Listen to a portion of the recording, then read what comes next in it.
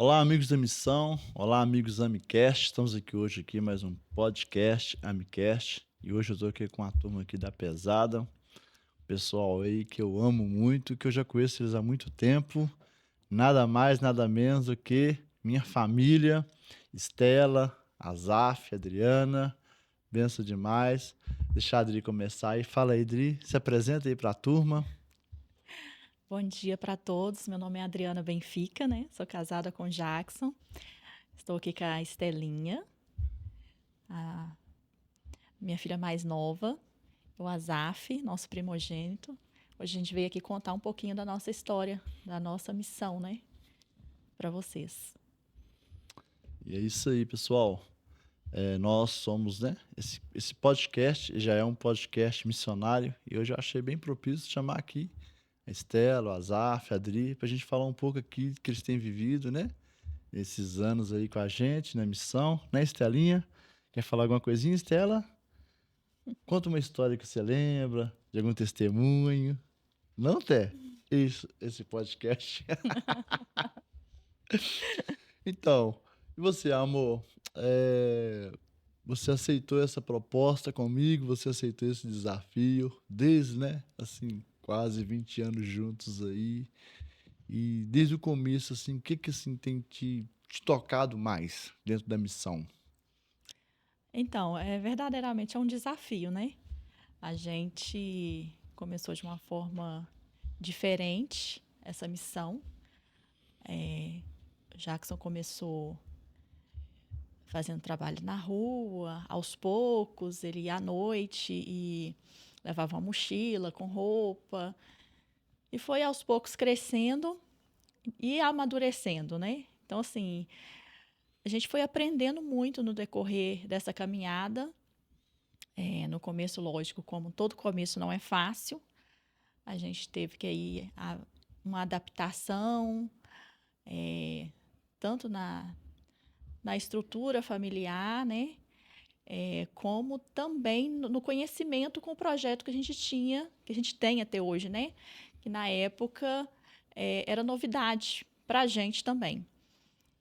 Começar alguma coisa com pessoas em situação de rua, que não é um trabalho assim fácil, e não é também um trabalho que é muito visto, né? Geralmente quem faz esses trabalhos como a gente faz não aparece tanto, né? Se a pessoa não divulga e tal, fica mais lá no cantinho onde a gente vai fazer outros trabalhos, mas graças a Deus tem dado certo, né? Nós temos aí muitas histórias de sucesso das pessoas que foram impactadas através do nosso trabalho com a graça de Deus. Amém. Benção demais. E o que é legal, né? É que os meninos participam, né? O Azaf, desde 2 anos de idade, tá com a gente lá nas madrugadas, na rua. Estelinha foi. Você passou toda a gravidez ali dentro da casa Radassa, dentro do abrigo feminino ali. E falando de Radassa, fala aí pra gente, conta aí um testemunho assim do Radassa assim, que te impactou, de uma daquelas moças lá, que graças a Deus muitos estão bem. O que te impactou assim? Conta pra gente aí. Então, tem várias histórias que impactaram, né? A gente, Eu faço- a gente fala mais do Radassa, mas acho que já foi até falado aqui, né? Da Irlane, que a gente, assim, um caso de, Verdade, que ele falou um pouco da Elaine aqui. é um caso de sucesso. Mas nós temos aí várias histórias, né, de sucesso. O Radassa a gente enfatiza mais por ser um trabalho com mulheres, né, que a gente teve. Na época eu engravidei e a Keila também, né, nossa parceira aí de missão.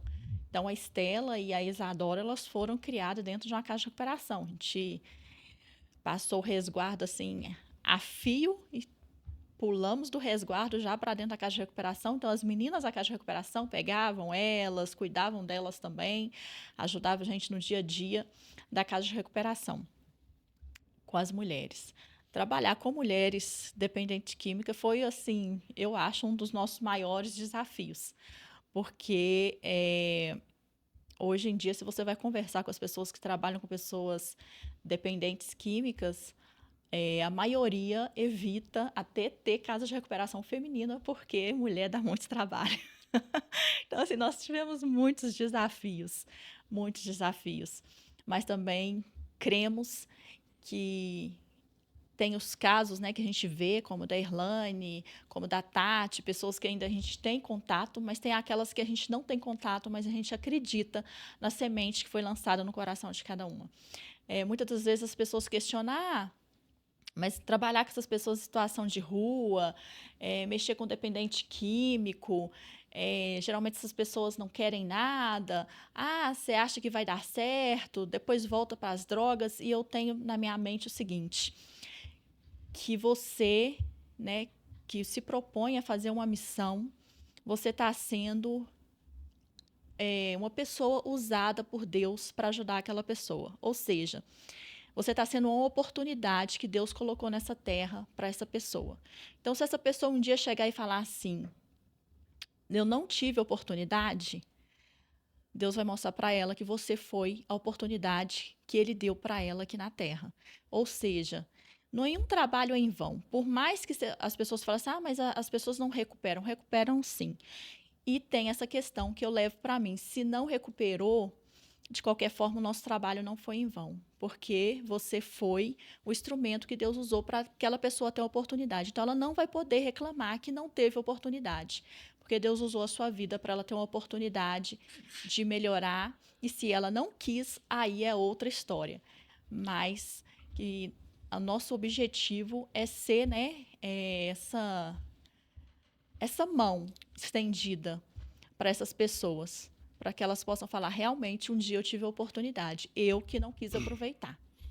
Mas, voltando aqui ao Radassa, como eu falei, nós temos os casos, né, de sucesso, que a gente tem contato com as meninas até hoje, mas eu creio realmente que por onde essas mulheres que passaram, ou esses homens que passaram também na casa de recuperação, por onde eles estiverem, eles vão ter essa consciência de que eles tiveram um dia a oportunidade de mudança. Sabe o que eu sempre falo, amor? É isso aí. Às vezes as pessoas perguntam qual que é a porcentagem de recuperação? Qual é a porcentagem de êxito, de sucesso desse trabalho? Eu sempre falo 100%. 100%. Pô, igual já aconteceu, né, na casa de recuperação masculina nossa, Azaf pequenininho. Quantas vezes Deus usou a vida do Azaf, que hoje já é um homem, para despertar a paternidade nos homens.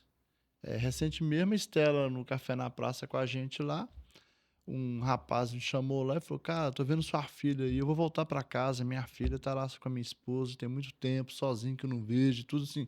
Então, ou seja, até os nossos filhos, Deus usa para tocar o coração dessas pessoas, né? E a Zaf também não foi muito diferente da Estela, né? Foi criado também dentro da casa de recuperação. A gente tem as fotos, vídeos, né? Hoje, quando as pessoas veem ele assim, né? Algum daqueles recuperando, assusta, né, Azaf? Falou, Azaf, olha o tamanho do Azaf. Mas assim, eu aproveito, eu sempre digo assim, amor, que é 100%. 100%. Porque uma semente foi lançada. Isso é fato, né? E uns plantam, outros regam, dão crescimento, é o Espírito Santo. Então, não se trata de colher o fruto, mas de semear. O fruto não é para nós, não é isso aí? Isso mesmo. E a gente tem, né, os nossos filhos sempre com a gente. Então, assim, a nossa missão também virou a missão deles. E muitas pessoas questionam: mas vocês levam a criança para a rua? Não é perigoso e tal?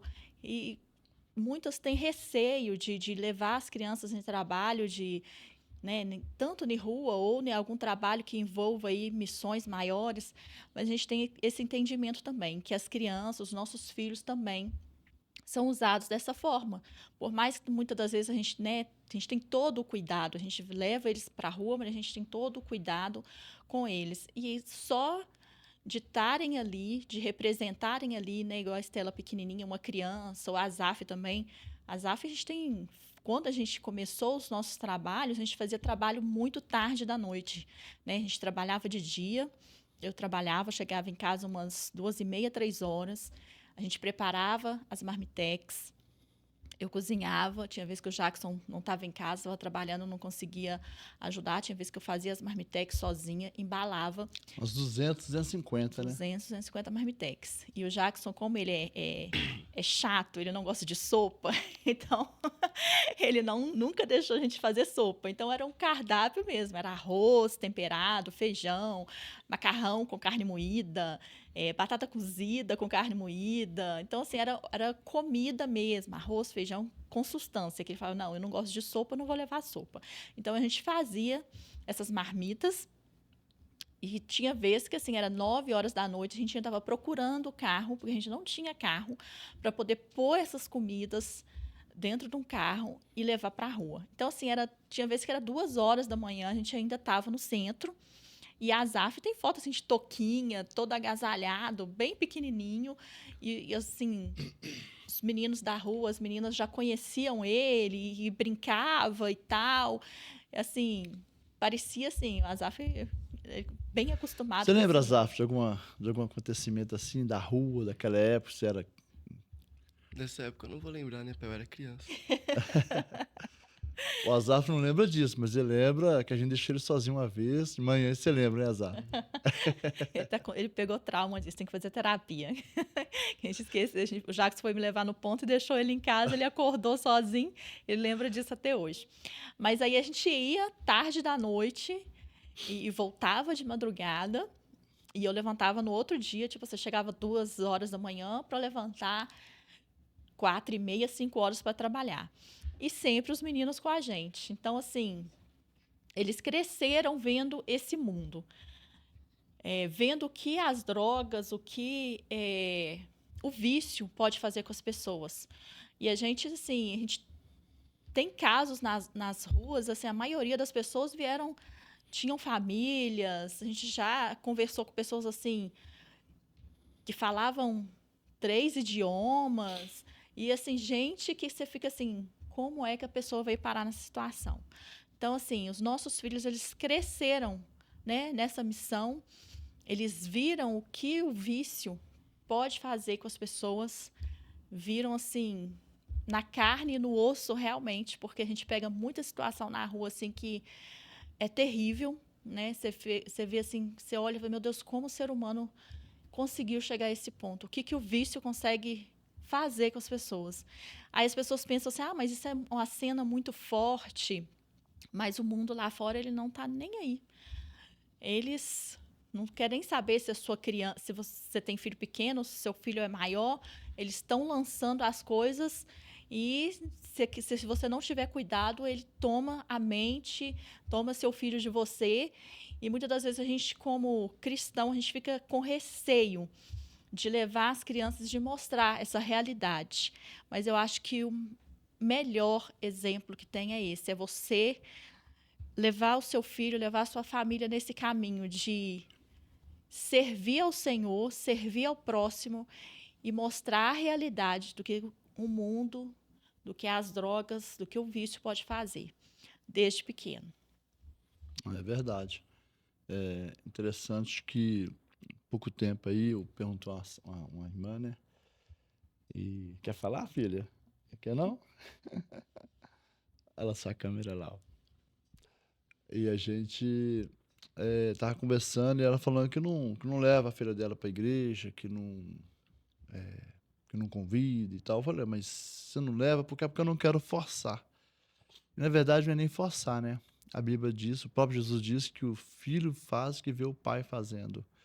E eu perguntei para ela, então, se a sua filha quiser, a partir de hoje, usar droga, pular de um prédio, pular na frente de um carro, a senhora vai dizer, não, você tá louco? Eu falei, pois então, se você não deixa, se você obriga a sua filha a não fazer coisa ruim, por que você não, de repente, obriga ou incentiva ou explica para ela fazer coisa boa, que é servir ao Senhor, que é caminhar.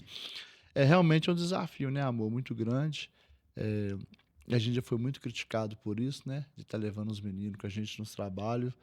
Mas eu penso assim, e eu vejo assim, os muçulmanos estão lá ensinando os filhos, alguns muçulmanos, né? Principalmente, não são todos, mas os, os mais radicais ensinam os filhos a mexerem com bomba, a manusear uma arma, né?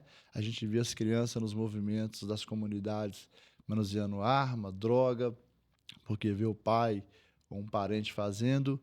E às vezes nós, como filhos de Deus, não queremos incentivar nossos filhos a fazer o bem. A ver, eu sempre gosto de falar isso, eu não vejo risco em si de os meninos estarem indo com a gente, mesmo porque eu acredito muito que Deus está nos guardando. Agora, como pai, você como mãe, a gente sempre tem esse cuidado, né? Eu lembro que o último café que a gente fez, te pedi você, ó, não precisa fazer nada aqui a não ser cuidar da Estela, né? E a Estela estava ali servindo pão. Né? Você se sente segura, Estela? Sim, Sim? Você gosta de fazer o café na praça? O trabalho banho solidário? Você gosta? muito. Muito? Conta uma história aí que você lembra assim. Ela tá com vergonha. Eu não lembro de nenhuma. Nossa, você tá tímido aqui demais. Então, mas só de vocês estar aqui, tá bom? Azaf, Estela são tímidos assim, né? Não querem falar, mas só de estar aqui, para mim já é uma grande alegria. E eu louvo a Deus pela vida de vocês, né? Que são meus missionários preferidos, né? A Estela, Azaf, né? A gente tem vídeo assim do Azaf pequenininho, montando as marmitas que você falou. E eu lembro, Dri, de quantas vezes nós fizemos lá as 200 marmitas, 250 marmitas. E eu lembro assim que a gente não tinha carro para levar, não tinha dinheiro para levar essas comidas na rua. Eu lembro de quantas vezes eu eu fiz a comida e nós colocamos naquela varanda, nós morávamos naquela casa do seu Geraldo. Eu lembro quantas vezes que eu olhava para o céu e falei, Senhor, a comida tá pronta. O Senhor mandou fazer e o Senhor mandou fazer e a gente fez, e agora? Né? Aliás, está chegando o Natal na praça. Você lembra do primeiro Natal na praça que a gente fez? Como foi? Primeiro Natal na praça? Lembra? Foi um desafio. Foi um desafio muito Muito grande. grande. Nós tínhamos o sonho de fazer o Natal na praça, nós tínhamos o projeto. Eu lembro que eu queria levar louvor, levar roupa, levar salada de fruta, que era sobremesa, levar algumas coisas. E eu lembro que a gente não teve recurso, não teve condição, e nós fizemos 350 marmitex. E nós não tínhamos carro para levar. Eu lembro que naquele dia apareceu um irmão lá, pai da Patrícia. Você lembra? Eu lembro. O pai da Patrícia apareceu lá e perguntou: Jackson, vai ter evangelismo hoje? Eu falei: tem, vai ter sim. Eu lembro como Deus preparou aquele primeiro Natal na praça. Ele estava com o carro estragado, nós fomos de carro até no Serra Verde. Lá, uma missionária pegou o carro dela, porque o carro dele nós tivemos que empurrar ele várias vezes até chegar no Serra Verde. Colocamos no carro. Quando nós chegamos no centro da cidade, encostou uma senhora com uma Kombi, que Deus falou para ela fazer só suco e sobremesa. E encostou do outro lado da rua um pastor com um monte de jovens e adolescentes, você lembra?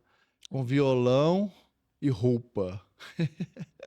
Nosso primeiro Natal na praça foi sem combinar com esses irmãos e foi como tem sido. Levamos alimentação, uma equipe levou louvor e roupa e outra equipe levou suco, bebida e sobremesa, e foi nosso primeiro Natal na praça e foi bênção demais aquilo ali, né? E tá chegando o próximo Natal na praça. Graças a Deus nós chegou a servir mais, ao menos 1.200 pessoas. Quando a gente fazia na Praça da Estação, não pode fazer mais, mas tem sido bênção, né? Agora, graças a Deus, o Natal na praça tomou uma proporção assim extraordinária aos nossos olhos, né?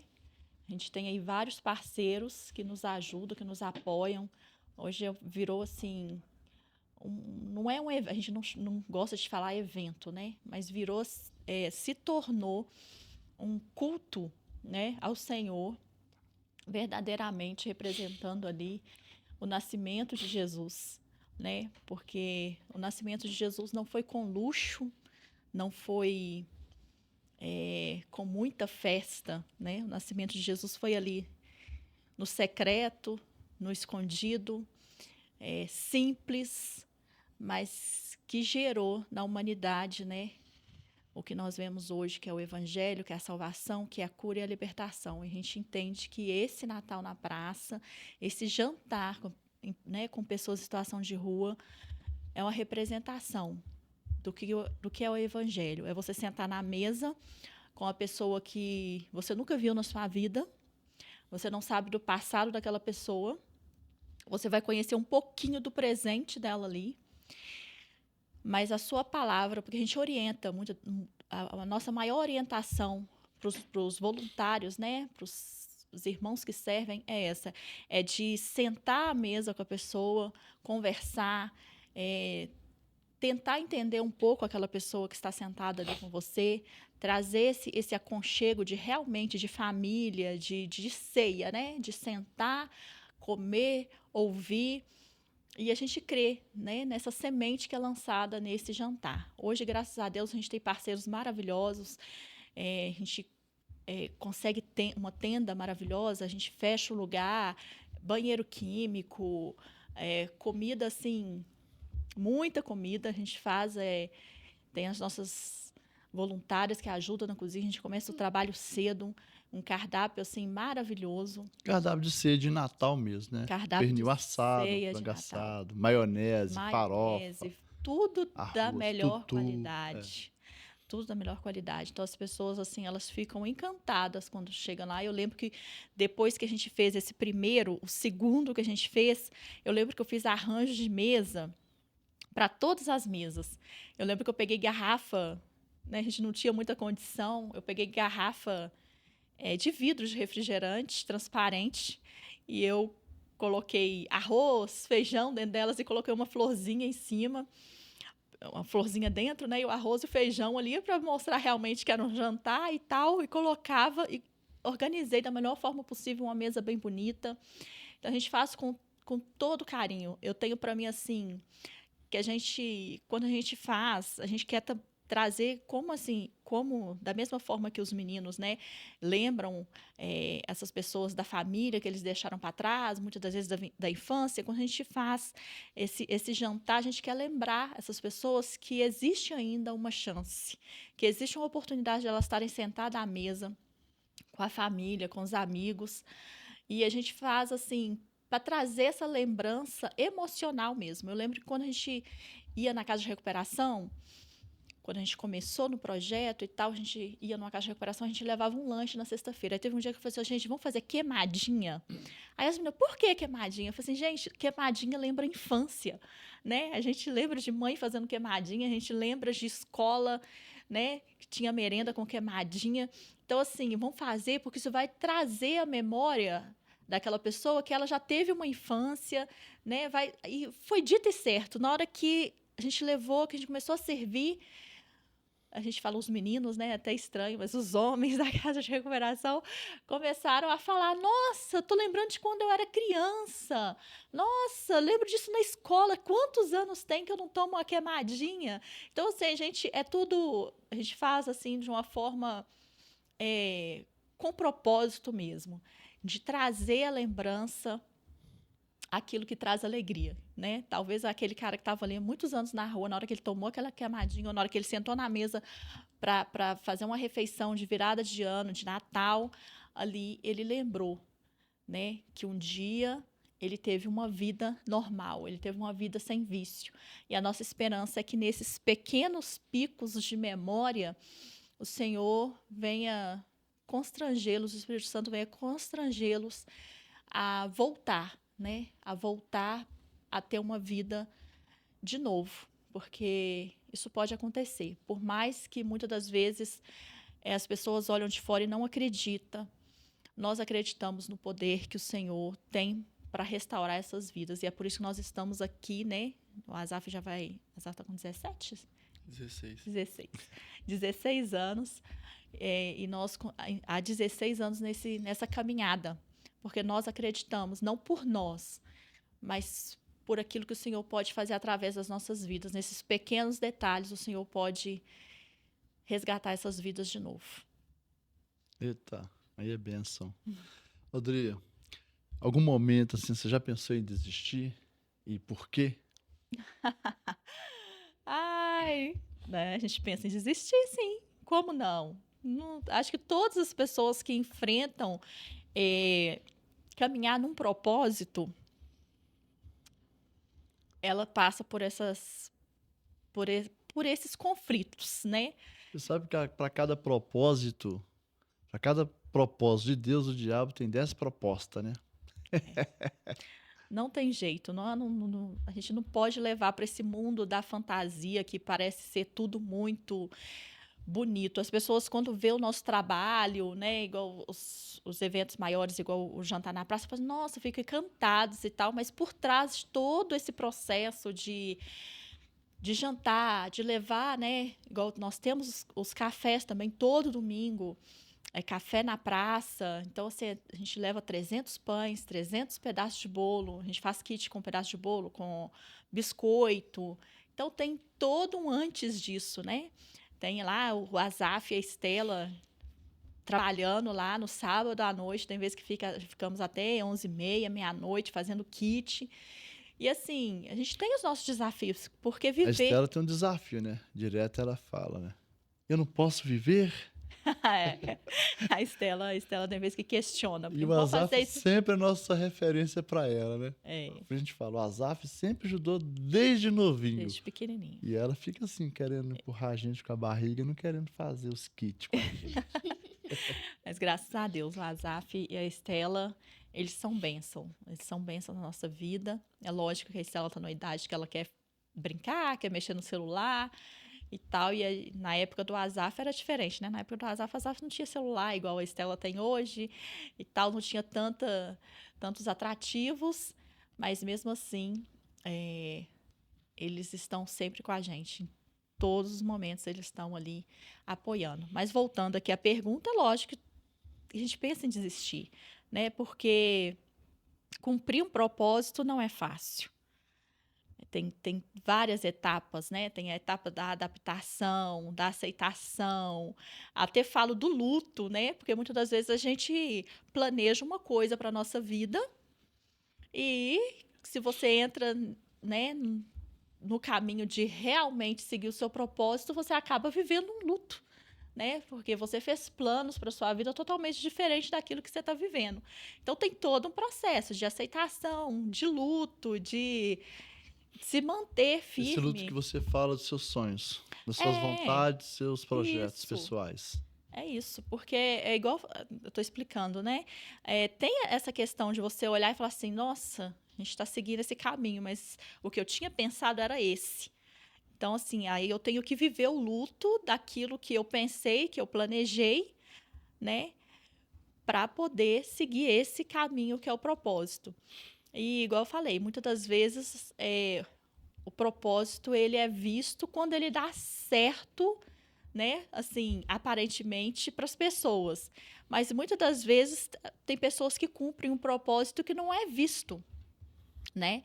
E eu tenho para mim também que o nosso maior propósito depois que a gente tem filho e tal, é a nossa casa, é a nossa família. Então, muitas das vezes tem pessoas que se sentem frustradas, né? Porque tinham planejado talvez ter um propósito de ser visto, de fazer alguma coisa que aparentemente é grande, mas Deus está colocando ela para cumprir um propósito no secreto, né? Na família, dentro de casa.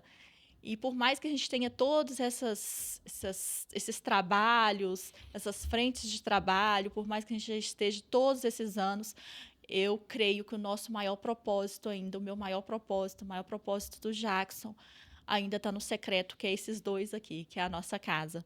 Porque não vai adiantar nada a gente abrir casa de recuperação, igual a gente já teve, masculina, feminina, projeto com criança, tentar resgatar os que estão lá fora e perder os nossos filhos. Então, hoje em dia, eu penso que o nosso maior propósito, nosso maior desafio é ainda manter, né, essa questão do nosso propósito no secreto, que é a nossa casa. Porque o que a gente vê muito, até mesmo dentro das igrejas, é este questionamento, né, de pastores que muitas das vezes se entregaram muito a um propósito da igreja, a um propósito que aparece, né, que tem visibilidade, e quando você vai ver dentro de casa, o propósito se perdeu.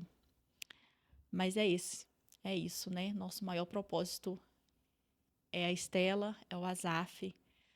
E, à medida do possível, a gente vai indo, tentando escalar isso para fora, né? Para alcançar outras vidas. Mas sempre com os nossos pequenininhos, que não é mais pequeno, né, Azaf? Maior que a gente. Junto, sem largar a mão deles. As pessoas, elas sempre... A Estela quer falar? Quer contar alguma coisa, filha?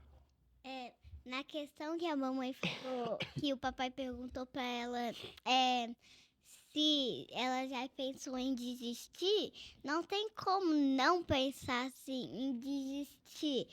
Tipo, pensa, você tá montando uma coisa que é muito difícil e você fala assim, desisto, não tem como não desistir. E tem vários outros conflitos, como a Laura, que ela é do banho solidário, ela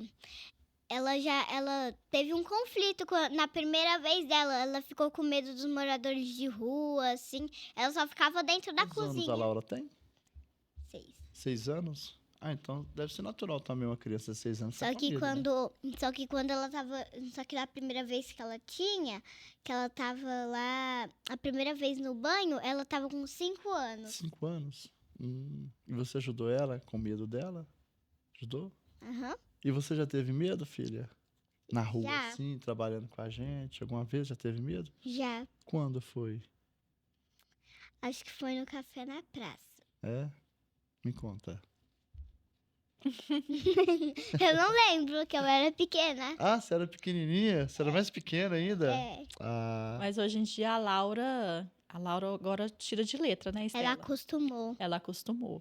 É verdade. A Laura, quando a gente foi fazer o primeiro banho solidário, ela ficou com medo, ficou escondida na cozinha e hoje... primeiro banho da IBAD, né? primeiro banho solidário na zoando igreja. agora. Isso. Ela, hoje em dia, ela já interage, já sai. E é igual a Estela falou, né, Estela? Quando a gente está montando um projeto, uma coisa que é difícil, muitas das vezes vem a vontade de desistir, né, Estela? Uhum. Mas a gente segue em frente até concluir. E nós vamos seguir em frente, se Deus permitir, até a gente concluir essa missão, esse projeto que o Senhor tem para as nossas vidas. Isso aí, paixão da minha vida. As pessoas, elas sempre me perguntam, né, Adriana? Como é a mulher do Jackson? Eu falo, linda, maravilhosa, a melhor mulher do mundo. E uma das qualidades que você tem é que você fala pouco. Isso é muito bom. E eu já falo muito. Então, eu nunca sei se você está concordando ou não, mas eu vou falando, eu mesmo concordo, eu mesmo falo. Quando assusta, você já tá lá, já comigo lá.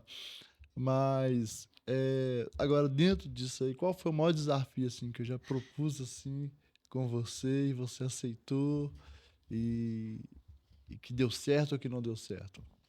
Olha, o maior desafio, eu acho que foi a Casa de Recuperação Feminina. Porque, por mais que a gente já tivesse a masculina, a feminina ia demandar mais da minha presença. Igual, né, tem a questão aí, você falava, não, tem que ser a mulher que tem que ficar lá, cuidando das outras mulheres, conversando e tal, realmente é assim. Então, assim, eu tive que mergulhar mais nesse mundo, né, e como eu falei, a questão... Você e Keila grávida, né? Eu e Keila grávida. Então, assim, a Keila, eu falo que a Keila é a nossa soldado de trincheira. Ela nunca nos abandona. Ela fica ali na trincheira. Sempre que está precisando, ela está ali na retaguarda nos ajudando. E nunca deixou de ser assim. Então, assim, para mim, o maior desafio realmente foi a Casa Feminina, que demandou mais do meu tempo, mais do meu emocional, de aprendizado também, porque uma coisa é a gente trabalhar com pessoas em situação de rua, a gente vai lá, faz um projeto social, vai lá, atende 1 ou 2 horas e vai embora para casa. Outra coisa é ter a casa masculina, que eu sempre estava presente, mas de uma forma mais distante, né? Não tinha tanto acesso a ter que conversar, né? No caso, também tem que ser a masculina, tem que ser o homem para estar conversando, para estar gerenciando. Então, assim, quando entrou a questão da casa feminina da Radassa, eu tive que me expor mais a essa situação, a escutar histórias, né? Que muitas das vezes a gente escutava, assim, pequenas partes, né? Na rua, mas quando você senta com uma mulher e quando você senta com a mulher e ali ela vai contar a história de vida dela, mas desde pequeno, dos traumas de infância dela, ali você começa a entender realmente o universo, né? Que muitas das vezes essas mulheres vieram e o que muitas das vezes levou ela a ir para essa situação de vício e de situação de rua. Então, assim, foram muitas histórias, muitas histórias, muitas histórias. Eu lembro que teve uma vez que passou uma menina na casa de recuperação, ela não ficou muito tempo, e ela falava para mim assim, olha, pastora, aqui, olha como é que eu já fui. Ela me mostrava a carteira de trabalho dela, trabalhou em vários lugares. Olha, tá vendo? Olha, eu já fui uma pessoa normal. E ela também tinha um pouco de problemas mentais. E ela falava, olha aqui, olha minha carteira de trabalho para você ver. Eu não era assim. E eu lembro que teve uma vez que a gente estava no escritório sentada e ela estava de frente para a porta, assim, tinha um muro. Aí ela ficava assim, você tá vendo, pastora? Lá no muro, sentado lá no muro, tem um demônio lá, ele tá rindo da minha cara. Aí a gente conta, as mulheres ficam assim, mas você é doida? Como é que você teve coragem? Assim, menino, nesse mundo, quando, né, de vício, a gente entende também o lado espiritual, né? Que tem esse lado espiritual. Então, assim, ela ficava, você tá vendo? Aí eu, Na verdade, ele é todo todo, espiritual, né? todo. Todo. Mas, assim, muitas das vezes as pessoas não ficam com medo, né? É Tem só ver estereótipo, receio. né? Só por fora. Só por fora. É. Aí fala, nossa, como é que você tinha coragem de ficar com essas mulheres e tal? Aí eu falava com ela assim, fulana, não fica olhando lá para fora, deixa ele lá fora, conversa comigo aqui. Então, assim, muitas histórias de pessoas assim que realmente sofreram muito. Eu acho que para a mulher é bem mais pesado, elas dão mais trabalho, mas a gente entende também que é para a mulher, nessa situação de vício de rua, é bem mais pesado que para o homem. Mas eu acho que para mim o maior desafio foi esse período de casa de recuperação feminina, porque realmente demanda muito, né, para gente. Tem um caso, né, da casa de recuperação feminina que todo mundo que eu conto fica assim, nossa, eu não acredito. Falei, gente, o Jackson já passou até na Rádio Tatiaia por causa da casa de recuperação feminina. Tem uma vez que passou uma menina na casa de recuperação feminina, não vou falar o nome, e essa menina, ela deu muito trabalho lá. E eu lembro, assim, que ela já chegou ligando para a mãe, falando, mãe, me tira desse sítio, mãe, me tira desse lugar, Frozen mora aqui, mãe, sentada no chão com o telefone, pedindo a mãe dela para resgatar ela da casa de recuperação, porque lá tá fazendo muito frio. Beleza, ficou. Aí teve um dia à noite que eles me ligam e falam assim, pastora, fulana de tal tá aqui brigando com todo mundo e ela luta e a gente tá com medo dela machucar a gente e tal. O que nós vamos fazer? Aí, gente, né? A gente pode correr o risco de deixar essa mulher lá e ela machucar alguém ou ela ser machucada, né? Porque as mulheres, elas têm essa convivência na rua de briga mesmo, né? Elas estão ali nessa selva de se defender também. Então, o Jackson pegou essa menina, a gente tentou ligar para a família, não conseguiu falar. O Jackson pegou essa menina, colocou no carro da irmã dele, da Keila, levou ela na estação para ela voltar para casa, isso tarde. E quem disse que essa menina voltou para casa? Essa menina sumiu e a família veio atrás da gente, querendo que a gente desse conta dessa menina, porque a menina desapareceu e a menina estava morta e falando que a gente tinha escondido o corpo da menina. Terrível, meu Deus. E isso, eu com menina, com a Estela pequena, a Keila com a Isadora pequena, e advogado e repórter indo lá na casa de recuperação porque queriam que a gente desse o jeito de aparecer com o corpo da menina. O negócio estava tão extremo que eles nem falavam assim, não, vocês têm que trazer fulana de tal de volta. Não, vocês têm que mostrar o corpo dela. Porque eles acharam que a gente tinha feito alguma coisa. E nisso eu lembro que o Jacques falou assim, Adriana, eu vou entrar pro quarto, eu vou ficar 3 dias em oração é, se você precisar de mim, você escreve um bilhete, enfia embaixo da porta, porque essa situação já está terrível e tal. Deus vai ter que entrar com providência aí pra gente. Porque realmente já estava uma situação muito chata, era o telefone tocando toda hora, gente querendo que a gente falasse onde que essa menina estava, e advogado, e a família, e polícia e tudo. Aí Jackson entrou pro quarto, acho que quando deu 2 dias, a gente recebeu uma ligação de que tinha achado a menina. Isso já tinha uns 15 dias já que ela estava desaparecida, ela simplesmente foi para casa de um namorado dela que mexia com droga, que morava dentro de uma favela, e ficou lá trancada usando droga com ele, sem dar notícia para a família, e graças a Deus ela apareceu. Então, assim, são muitas histórias. Tinha que ter um podcast só de histórias, que é muita coisa para contar. Na verdade, tem que escrever, porque com o tempo a gente vai esquecendo os detalhes. Mas por isso que, para mim, também foi um desafio maior a Casa de Recuperação Feminina. E você falando aí também sobre essa questão dessa moça lá, a importância de uma comunidade terapêutica, né? Porque e também o nível que a família chega de doença mental, emocional e codependência, né? Porque quando uma pessoa te acusa de um crime tão grave desse, e o desespero também, o medo de perder essa pessoa que ela tanto ama, que é esse dependente químico, e ao ponto de me acusar, né? De me acusar de ter matado, de ter ocultado o cadáver, de repórter ter ido lá, de entrevistar, de chamar a gente para conversar. Eu, naquele dia, fiquei com muito medo, porque quando eu vi a seriedade daquilo tudo, falei, poxa, eu estou correndo risco, né? Mas o desespero da família também, né? São muitos desafios, né? Estela quer falar? Sobre a história que você falou da menina que colocou ela lá no sítio, que ela ligou pra mãe dela pra levar ela de volta pra casa, porque ela tava muito frio.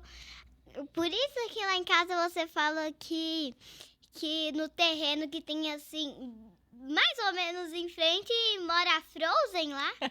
Eu lembro dela. Eu lembro dela, porque ela falava que a Frozen morava lá no sítio, de tão frio que era. Na verdade, o adicto, ele tem uma válvula de escape, né? E a válvula de escape dele é reclamar de tudo e de todos, e nunca a responsabilidade é dele. Então, Estela, esse- essa Frozen que tanto reclamava lá, era uma maneira também que ela tinha de falar que o lugar não era bom, que ela estava sentindo muito frio. Entendeu? Então, amor, o tempo tá passando. Conta pra gente aí, qual é o seu plano agora, como missão, como missionária, planos futuros, seu sonho missionário, o que que você ainda quer, ou você quer mudar seus ares. Olha, Pessoal, tô fazendo essa pergunta aqui pra Adriana porque nós não combinamos nada. Nós não combinamos nada. Eu queria fazer até um script, só que eu achei melhor não fazer para não ficar uma coisa assim, né? O Azaf já tinha falado, pai, eu não quero participar. Ele é tímido, mas é um cara muito bonito. Eu falei, não, você vai trazer a beleza, né? Para essa mesa aqui. Né, Estela? A Estela já esperava falar um pouquinho, mas eu e a Adriana não combinamos nada. Tá, filho? Quer dizer pra você que eu te respeito, tá bom? Você é uma benção na minha vida, você é o meu herói. Quando eu falo isso, eu tô falando verdade. Você também é minha heroína. Amo muito vocês. Mas fala aí, amor, o que que você tem de planos aí? Agora, vou ficar uns dias na Colômbia. isso. E as pessoas também, antes de você falar, as pessoas sempre me perguntam como é que você, né? Eu falo, não, eu falo que eu vou, pergunto ela se pode ir. Aliás, a Adriana, desde o começo, eu venho brigando com ela. Às vezes eu quero que ela fale não comigo e ela vai e fala sim. Começou no primeiro carro, lembra? O primeiro carro que nós ofertamos? Primeiro carro que nós ofertamos, já contei isso aqui. Deus mandou ofertar o carro e era um Papai Monza. não queria de jeito nenhum. Oi?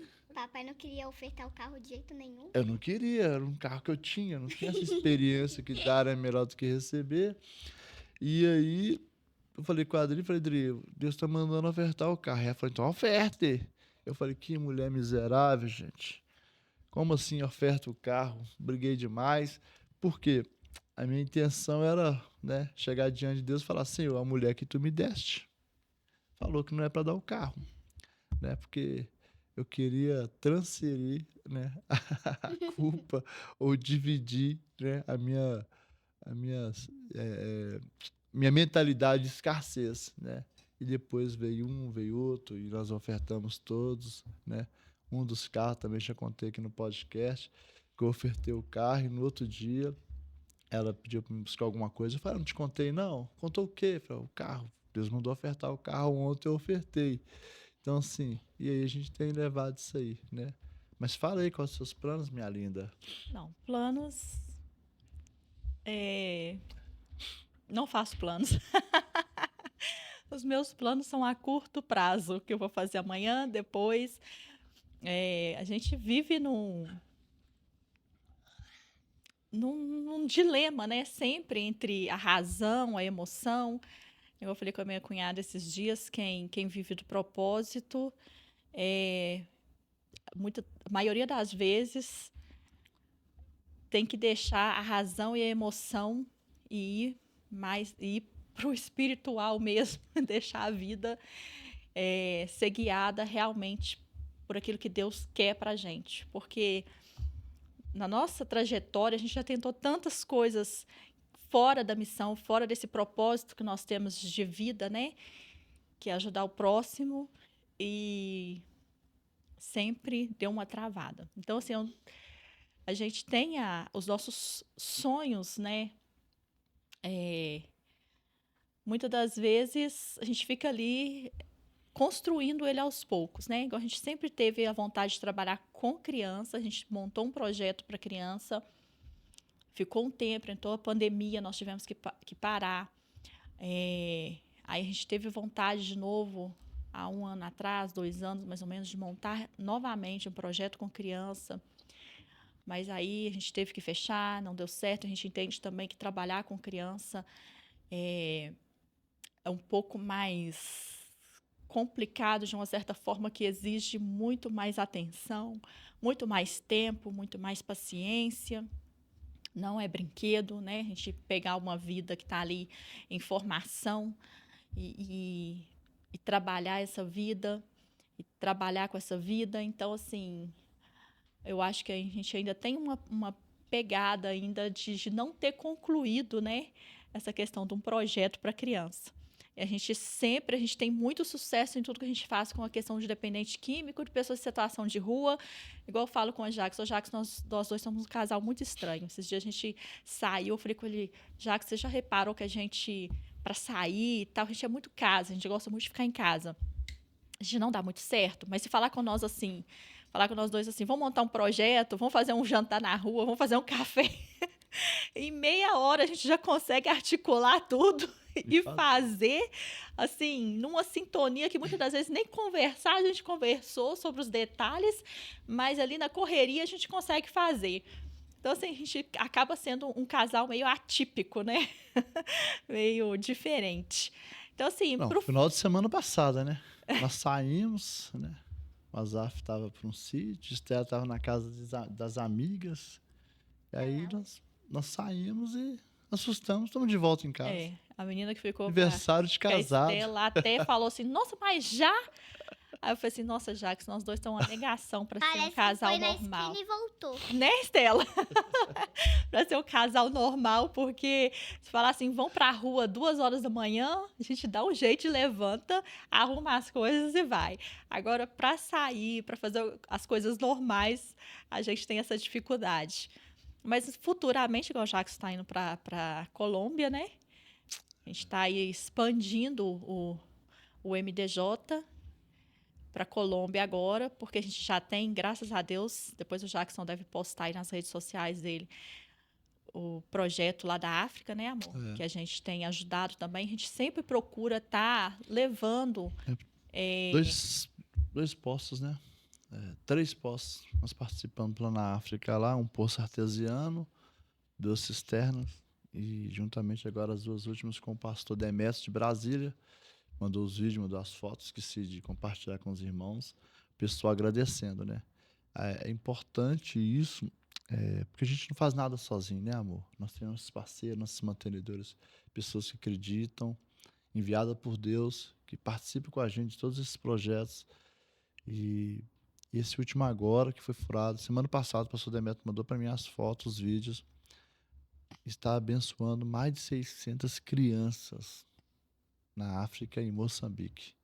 Benção demais. É lindo o vídeo. Na hora que o Jackson postar, se você tiver a oportunidade de assistir, você vai ver. E é tão engraçado porque o irmão gravando o vídeo, ele não fala mania de Jesus, ele fala manilha de Jesus. Aí o vídeo todo ele fala, e aqui, irmãos, a manilha de Jesus. Eu falei assim, uai, é uma manilha mesmo de Jesus, né? Porque eles furaram o poço, colocaram a manilha. Aí ele fala o tempo todo, a manilha de Jesus. Eu falei assim, Jackson, que engraçado, ficou muito bonito o vídeo. E a gente se apega, né? A esses frutos, né? Porque tem frutos que a gente não vai ver. Mas quando a gente vê um fruto desse, a gente fala, realmente, Deus, por mais, né, essa trajetória aí pesada, muitas das vezes a gente abriu mão de sair com os meninos, de ter nossa vida social. Acho que é por isso que a gente tem até essa dificuldade até hoje de ter esse ambiente social. Saí com os meninos, né? O Zaf tá aqui.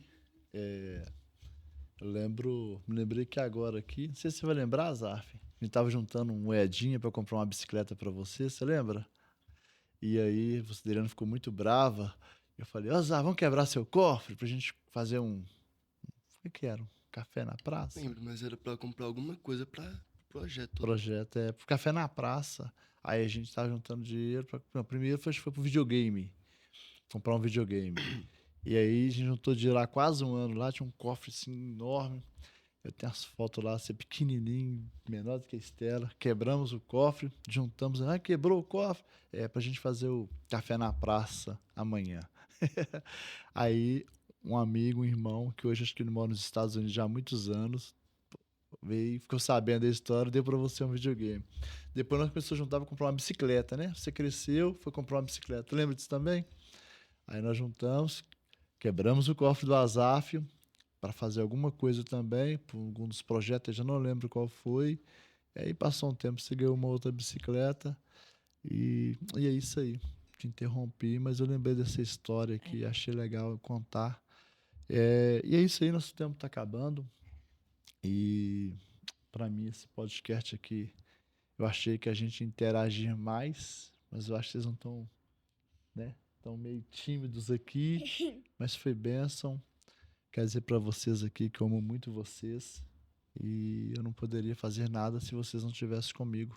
Porque as pessoas, né, alguns irmãos preocupam com a gente às vezes e falam, você tem que cuidar primeiro da sua casa, tem que cuidar primeiro da sua família. E eu acredito que nisso aí, graças a Deus, eu tenho cuidado de vocês, que é um desafio muito grande. E o melhor desafio que eu tenho, que é cuidar de vocês, que aí a gente sente liberdade para cuidar dos lá de fora, né? Essa viagem para Colômbia, para mim, vai ser a primeira viagem aí para fora das fronteiras, apesar que é perto. E também quero ir no Paraguai, depois Venezuela, Bolívia e África. E aí eu quero levar vocês comigo. Combinado? Combinado, Estela? Uhum. A Estela, para falar em viajar, a Estela quer, né, Estela? Sair de casa você gosta. Isso aí. Mais alguma coisa, amor? Quer deixar Não, algum só comentário? isso. Quero agradecer, né, pela participação e convidar a quem está assistindo esse podcast a compartilhar, a entender, né, realmente que a missão, muitas das vezes, talvez você tenha na sua vida, você não esteja entendendo esse processo, não esteja entendendo a missão que você tem, mas que peça ao Senhor discernimento.